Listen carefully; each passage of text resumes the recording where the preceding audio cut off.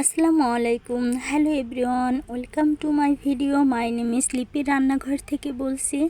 আজ আমি আপনাদের মাঝে গুঁড়া মাছের রেসিপি নিয়ে হাজির হলাম। তো আগে থেকে আমার এই মাছগুলি আমি ধুয়ে পরিষ্কার করে একটা পাত্রে রেখে এখানে 2 চামচ টেবিল টক দই অ্যাড করলাম। এরপরে 1 চামচ ঝালের গুঁড়া, 1 চামচ গুঁড়া হলুদ আর 1 চামচ জিরার গুঁড়া আর স্বাদ মতো লবণ আর তেল দিয়ে হাতে সুন্দর করে মাখিয়ে নিলাম। এই মাছগুলি আমি মাখিয়ে কিছুক্ষণের জন্য ঢেকে রাখবো। তো আমি এখানে একটু পেঁয়াজ বাটা দিতে ভুলে গেছি, পরে পেঁয়াজ বাটাটা দিয়ে আমি মেখে ঢেকে রাখলাম। এরপর আমি ধনিয়া পাতা, টমেটো আর রসুন ব্লেন্ডারে ব্লেন্ড করে রেখে দিলাম আলাদা।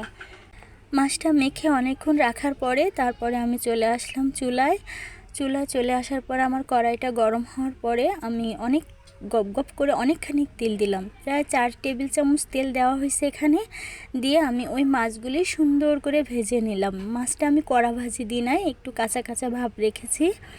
তারপরে আমি কড়াইটা পরিষ্কার করে আবার তেল দিয়ে এখানে আমি মুঠখানিক পেঁয়াজ দিলাম, মানে একটু পেঁয়াজের সংখ্যাটা বেশি দিলাম।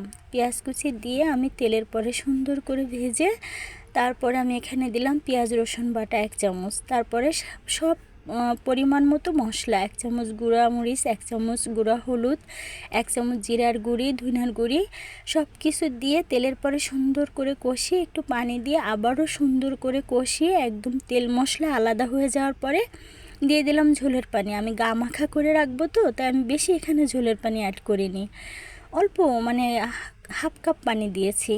এরপর আমি ওই মাছটা আমি ছেড়ে দিলাম ঝোলের ভিতরে, যেহেতু আমার ঝোলটা টকবক করে ফুটে আসছে।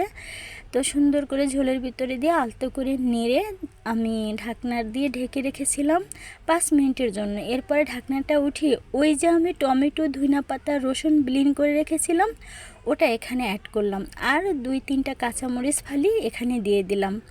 দেওয়ার পরে আমি সুন্দর করে আবার ঢাকনাটা উঠে আর একটু নাড়াচাড়া করে আমি একটু লবণ মশলা সব কিছু চেক করলাম যে কেমন হয়েছে। ওরে সর্বনাশ, কী যে মজা হয়েছে না, বিশ্বাস করেন। আমরা তো সাধারণত গুঁড়া মাছ বেশি হাতে মাখিয়ে একটু গামাখা ঝোল করি কিংবা চচ্চড়ি করি, এভাবে একটু রান্না করে খেয়ে দেখবেন, কী যে মজা, মানে না খেলে বুঝাইতে পারবো না।